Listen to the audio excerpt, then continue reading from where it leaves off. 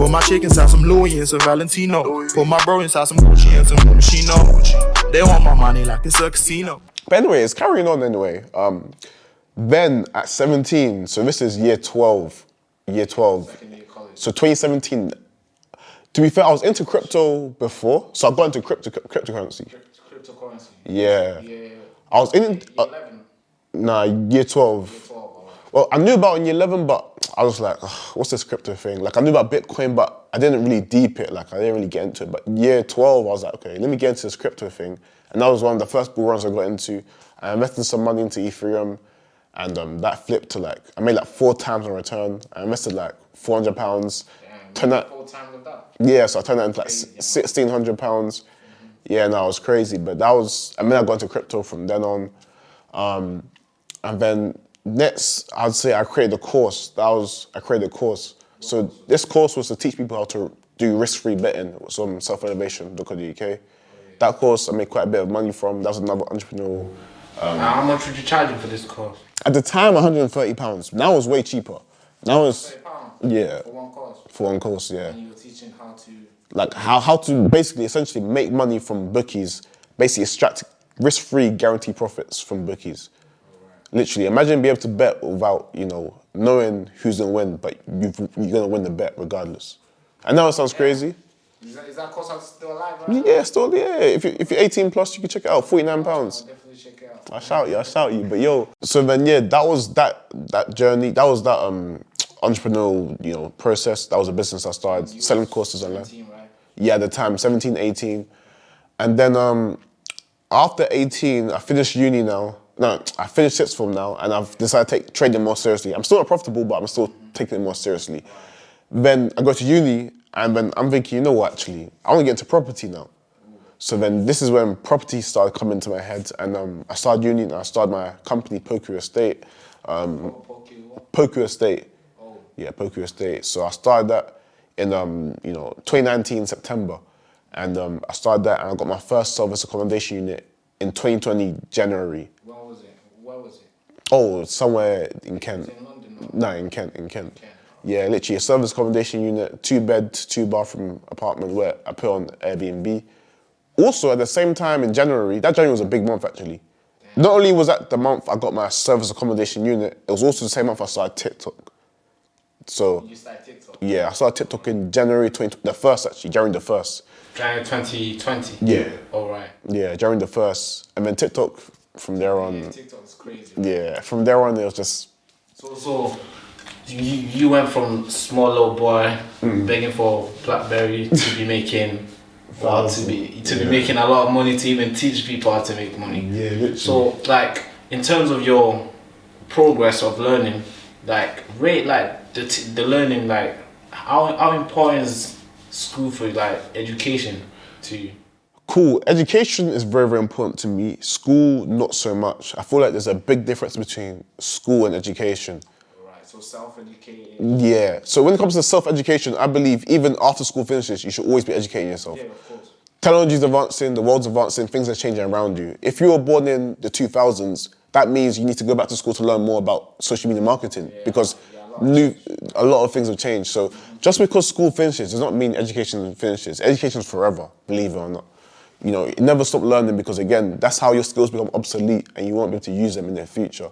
School, however, the importance of school, I mean, the good things about school is it just teaches you a few things about life, like, networking, making friends, few things here, things you won't learn like online, just funny things you'll learn. But again, you learn the basics about life, but it doesn't teach you, it doesn't prepare you for life. That's one big problem. And I'm even, that's a big problem that I'm looking to solve, teaching you what school doesn't. Because again, it doesn't teach you... Yeah, it doesn't teach you nothing about mental health. It doesn't teach you how to budget, how to invest, how to start a business. It doesn't teach you nothing about taxes, nothing about credit. A lot of things. There's a lot of things it doesn't teach you about, but yeah. A lot of things.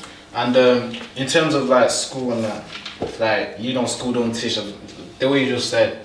So how do you choose who to listen to?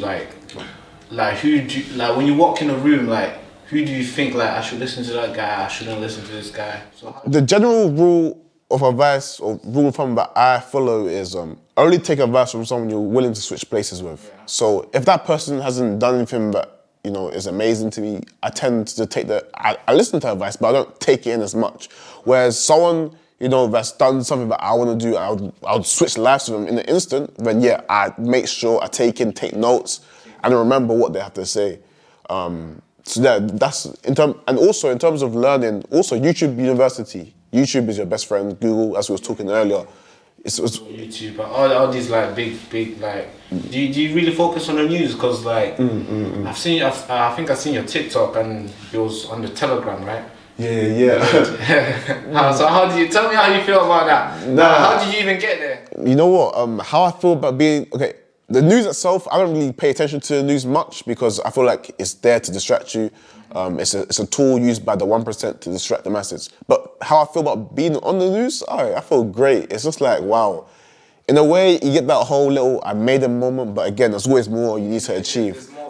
There's way more things to achieve. But no, it was great. Being on The Guardian, being in The Guardian 2 times, The Telegraph, and going to be in a few more articles soon. But how I got there, literally through networking, and TikTok actually approached me. I think The Telegraph approached TikTok saying, we need someone for finance to be in this article. And then TikTok said, Poku Banks, he can do it. So me and TikTok have a good relationship, and that's how that came about.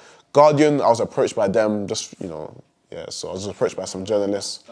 That's late, bro. But yeah, no, it was a great feeling just to be, And in terms of like listening, as we were speaking, like who to listen to. Yeah. So what's the biggest advice have you ever got? Like the best advice I've ever got. The top 3. Tell me the top 3, bro. Top 3. Like the ones that you always think like, yeah, thank you, bro. This one's kind of basic, but this was more from Rich Dad Poor Dad, and it's not about how much money you make, but it's more about how much money you keep, and that kind of just stuck with me because it's cool. It's easy to make 10 grand, but way easy to spend as well. Yeah, exactly. It's way easier to spend, but to keep it and to keep it for multiple generations is that's the different ball game. There's 2 different things. Like making 10K and keeping 10K is 2 different things. So when I realized that, I was like, okay, cool. I now need to start, allocating my money elsewhere, investing it here, saving it here to grow my wealth, because a lot of people make money and spend it just because they think it's going to keep coming constantly. Yeah. Because you can make 10K today, tomorrow you might make nothing. What's the next one? The next piece of advice, I've received so many little bits of advice that are great, but the second best, I would say,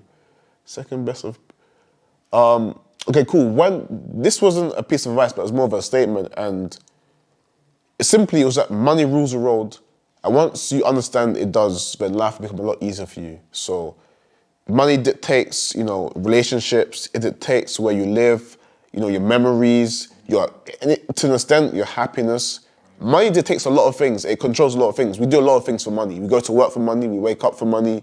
We live for this. Do you know what I'm saying? And once you understand and accept that, then life becomes a lot more easier, and it's easier to navigate. A lot of things are dictated by money,